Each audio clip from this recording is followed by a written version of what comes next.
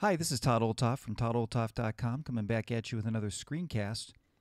In this week, we're going to take a look at the FTP service that's built into macOS Server. Now, FTP stands for File Transfer Protocol, and it's a simple file transfer protocol that lets you get documents from one server or one device to another. And it's built into macOS Server.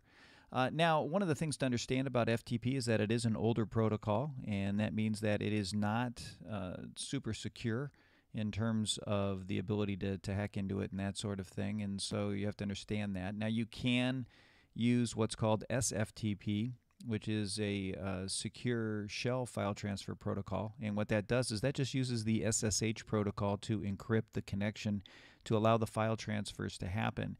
And it's a similar process in terms of how we connect and that sort of thing when I show you how to connect to it. But you wouldn't need to run this particular FTP process. Instead, what you would do is come up here to Server and come to Settings, and then you would select this Secure Shell Connections SSH and turn that on, and then allow your connections to take place. And you just have to open port 22 for that to happen. Now, again, one of the things, port 22 is a port that a lot of bots try to get into, mainly because that gives you access to the root of the server and all that sort of thing. So again, use it only if you really need an FTP server, and in that case, you really want to make it secure. So this is a good way to do that. But I just wanted to show you that that's how you'd make that happen. So let's go ahead and go back into FTP here. Now, let's just go ahead and walk through the service and get it started, and then I'll show you how to make the connections, because it is a pretty simple service. Again, we have the same level of permissions like we have on every one of our different services, and I can come in here and edit and say only administrators have access, and I would really limit this down to what you need just because of the security of it all to make sure that it works. And you can come in here and change it to all users if you wanted to, and you can even change it to private or only some networks. In this case, I'm just going to leave it the way it is, but that's something that you definitely want to consider here for FTP. Now, FTP defaults to the website's root, and that's the root folder of the main website that we set up previously. Now, I'm not stuck with doing that. I can come in here and change it to whatever I want. And you can see I've got a number of SharePoints here, or I can just add a custom one. So I'm going to add a SharePoint here. We're going to say FTP. I'm going to change it. And what I can do right from here then is I can actually edit the SharePoint if I want to. And if you watch, if I click on Edit, it'll take me right into file sharing and into that SharePoint where I was before. And I can make any changes I want to, such as I can make changes here to the permissions. I can say everyone else I want to have, let's say, no access. Change that permission. We're going to say OK and let it write the permission to the actual folder. And once that's done, it takes us back here. And if we go back into FTP, you can see that now it's changed everyone else to no access. So it does give, it does give the option for you to do the folder permissions right here, or you can edit it at the SharePoint level. If I ever wanted to view the files that were in there, I could just click on this View Files, and it'll take me into the file storage page and eventually take me right to this particular folder that I've got in there. Okay, so again, it gives you a little bit of access point here to kind of check out what you're doing with FTP. Now, once I have this set up, I just need to throw the switch. Now, one of the things that will happen is if you do want remote access to FTP for some reason, you would want to open ports 20 and 21. Those are TCP ports, so that you would have remote access. And again, it's not necessarily the most secure service, so I would make sure you really limit it and only use it if you need to. But you can use FTP right inside your network. You don't have to have remote access for it to work. So let's go ahead and throw the switch and turn the service on, and you can see it's on right away, and it's available on our local network right here at server.local. So now that we've got the service up and running, let me go ahead and show you a couple of ways that you can connect to it to upload your files.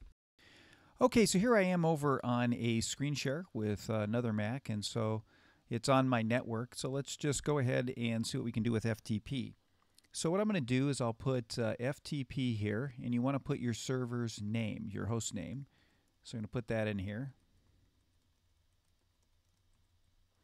And then you hit Enter. And now what it does is it asks for your name, right? Which name you're going to use. And so you want to use your short name here. Put that in. And then you just put in your password for your short name. And again, it won't show, but it'll log me in. And you notice that now I've got an FTP prompt. Now, what I'm going to do is get a file that I've got on the server, which is it's a mammoth JPEG. So what you do is you just put in get, and then you put in the file's name. And I'm not going to specify a location. It's just going to put it in the root. But I'm just going to put in the file's name and hit enter. And now what it's done is it's actually loaded that file off of my server and added it to this Mac, and it's stuck it right there. You can see the mammoth JPEG that I moved from the FTP folder I had right here to my computer. And you could do the same in reverse. You could take a file here and you could send it there as well. Okay, so that's a simple example of how you would use FTP using the terminal. Now let me show you what it looks like if I use an actual FTP client, which just makes it a little easier in terms of the visual and a little bit more like the Finder. Okay, so here we are over in one of my favorite FTP applications, and that is Forklift. This is version 3, and I'll probably do a screencast on this a little bit more in depth. But I just wanted to show you how this can work with an FTP client. Now, there are various FTP clients out there. There's Transmit as well, CyberDuck. There's a few different ones you can use, and they all operate in a fairly similar way. So let me show you how to do this. So I'm going to connect to my FTP share. So in order to do that, I'm going to hit the little connect button up here, and you can see I can select the protocol. In this case, it is FTP that I'm after. And here I put in the server name, the username, and the password. So let me go ahead and put all that information in there. Okay, now that I have that information in there, I go ahead and just hit connect. And now it's connected to my server, and you can see it's here on the sidebar as a connection. And you notice there's my JPEG there that I had before inside that FTP folder. Okay, now all I need to do is pick the location. So let's go ahead and drill into this. We'll go in and we'll put it in the same place we did before. All I need to do is grab it now, drag it, drop it. It will copy it into this particular folder, and there it is. Just like we had before, it's sitting in the same location. So again, that's another way that you can do this in a visual interface. So that gives you an idea of how the FTP service works. Again, it's a very simple service. There's not a lot to it, but for those of you that need to have a simple FTP to upload things to your server or even download them, this is a real simple, great way to do it. So that's all I have for this week. I'll be back at you next week with another screencast to help you learn how to do more things with your Mac. If you're interested in help in setting up your own server, feel free to contact me at todd@toddolthoff.com.